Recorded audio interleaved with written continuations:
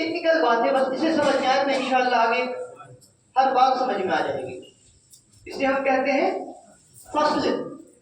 اور جب یہ فصل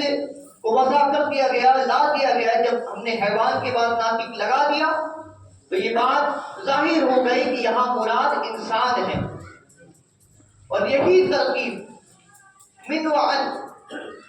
آپ کو لا الہ الا اللہ محمد رسول اللہ صلی اللہ علیہ وسلم میں دیکھنے کو ملتی ہے. اس کے دو جز ہیں. اول الوہیت پر کلام ہے اور دو رسالت پر کلام ہے. تو الوہیت کے جز اسے آپ یوں تسلیم کریں کہ یہ منزل جنس پر ہے، کہ اگر کوئی فقط اتنا کہہ کے خاموش ہو جائے لا الہ الا اللہ تو یہاں بات واضح نہیں ہوئی کہ وہ مومن ہے یا نہیں. کیونکہ یہود اور کئی ایسے مذاہب بھی گزرے جو ایک ہی خدا کے قائل تھے اور وہ بھی اپنی زبان میں اللہ تبارک و تعالیٰ کی ہی عبادت کرتے تھے، اسے ہی مستحق کی عبادت جانتے تھے. تو جب جنس لایا تو یہاں ایک پلیٹ فارم پر سب شامل، مسلمان بھی اسی پلیٹ فارم پہ کھڑے، یہود بھی اسی پلیٹ فارم پہ کھڑے، دیگر مذاہب کے ماننے والے بھی اسی پلیٹ فارم پہ کھڑے ہیں جو ایک خدا کے قائل ہیں. تو گویا کہ کسی ایک ایسی چیز کی حاجت بنی جو وہ نقطہ بنا جو ایمان کے تعین کے لیے کام آئے، جو ایمان کو متحقق کرے، جو مومن بنائے، اور وہ فصل بشکل محمد رسول اللہ ہے. تو جب یہ جنس اور فصل بنا اور پھر اس کی تصدیق آئی اور اس تصدیق سے اس چیز کی، اس کلمہ کی تصدیق کرنے پر کوئی شخص مومن ہوتا ہے. اور تصدیق کون سی؟ کہ تصدیق کے بھی کئی اقسام ہیں. ایک ہے تصدیق منطقی کی، بس کسی شے کا تصور آپ کے ذہن میں آ جائے کہ فلاں شخص ہے اور اس کا حکم لگا دے کہ فلاں شخص مثال کے طور پر مالدار ہے یا مالدار نہیں ہے، تو اس دونوں امر کو ملا کر کے یہ تصدیق منطقی بنتا ہے. اور علامہ تفتزانی فرماتے ہیں کہ تصدیق فقط ایک چیز آپ کو بیان کرنی ہے کہ تصدیق ہے کیا. علامہ تفتزانی بیان کرتے ہیں کہ الایمان فی الشرع والتصدیق بما جاء به من عند اللہ، کہ شریعت میں تصدیق اس کو کہتے ہیں کہ اس چیز کو ماننا جو من جانب اللہ آیا، یعنی وہ تمام امور کو ماننا جو من جانب اللہ آیا. اب یہاں امام تفتزانی رحمہ اللہ تعالی اے یہ تفسیر کے لیے آتی ہے کہ اس عبارت کو اور کھولتے ہیں، اور جب اور بیان کرتے ہیں تو بیان کرتے ہیں کہ تصدیق النبی بالقلب، کہ مصطفیٰ کی تصدیق دل سے ہو، کہ یہ ایمان ہے کہ مصطفیٰ کی تصدیق دل سے ہو. ہارٹ فیتھ افرمیشن کا نام ہے تصدیق، کیونکہ ایمان کا تحقق علم سے نہیں ہوتا، اسی طرح نہ ہی ایمان کا تحقق معرفت سے ہوتا ہے. کیونکہ اگر معرفت سے ایمان متحقق ہوتا تو تمام اہل کتاب مومن ہوتے. کیونکہ اللہ تبارک و تعالیٰ نے سورہ بقرہ میں فرمایا الذین آتیناہم الکتاب یعرفونہ کما یعرفون ابناءہم، کہ وہ جن کو ہم نے کتاب دی، جن کو ہم نے کتاب عطا فرمائی، وہ اس نبی کی شناخت، اس نبی کی پہچان، اس نبی کی معرفت اس قدر رکھتے ہیں جیسے انسان اپنے اولاد کی معرفت رکھتا ہے. اس سے سمجھ آیا کہ فقط معرفت سے کہیں ایمان کا تحقق نہیں ہوتا، اسی طرح علم سے بھی ایمان نہیں بنتا. شرح عقیدہ ابن حاجب میں ابو جہل کا ایک قول منقول ہے کہ ابو جہل کہا کرتا تھا کہ ان نعلم ان محمدا هو النبی ولكن لا نؤمن به ابدا، کہ ہمیں اس بات کا علم ہے، ہم جانتے ہیں کہ محمد صلی اللہ علیہ وسلم وہ نبی ہے، ابو جہل کہتا تھا کہ ہمیں اس بات کا علم ہے ان محمد هو النبی،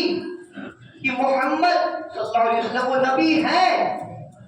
ولیکن لا نؤمن به ابدا، لیکن ہم اس کا ایمان، اس کے ہاتھوں پر ایمان کبھی نہیں لائیں گے، ابدا، ہرگز ہرگز نہیں لائیں گے۔ تو اسی طرح نہ ہی معرفت سے ایمان کا تحقق ہوتا ہے اور نہ ہی علم سے ایمان کا تحقق۔ آپ تمام حضرات کا میں تہہ دل سے شکر گزار ہوں، خصوصاً مسجد بیت المکرم کے کمیٹی کا اور اس کے تمام کارکنان کا، اور بالخصوص مسجد بیت المکرم کے خطیب و امام مولانا نفیس عالم برکاتی صاحب کا، کہ انہوں نے اس فقیر قاضی کو یہ موقع عنایت فرمائی اور اس قدر محبت اور شفقت کے ساتھ آج مجھے پیش کیا اور مجھے اپنی محبتوں سے آپ لوگوں نے نوازا۔ ایک عجب سی کیفیت مجھ پر فی الحال طاری ہے جو میں بیان نہیں کر سکتا، مگر چونکہ آپ دیکھ سکتے ہیں میرا ہاتھ کانپ رہا ہے، اور یہ ایک عجب سی کیفیت ہوتی ہے جب آپ 6-7 سال ایک طویل عرصے تک آپ اصول علم میں مشغول رہیں، پھر اس کے بعد جب آپ اپنے لوگوں کے سامنے خطاب فرمائیں تو ایک عجب سی اجنبیت محسوس ہوتی ہے، وہ اپنائیت ہے، مگر جب آپ کھڑے ہوتے ہیں کچھ بولنے کے لیے تو آپ کے پیر تھڑتھڑاتے ہیں، آپ کی ہاتھیں کانپتی ہیں، اسے روکا نہیں جا سکتا۔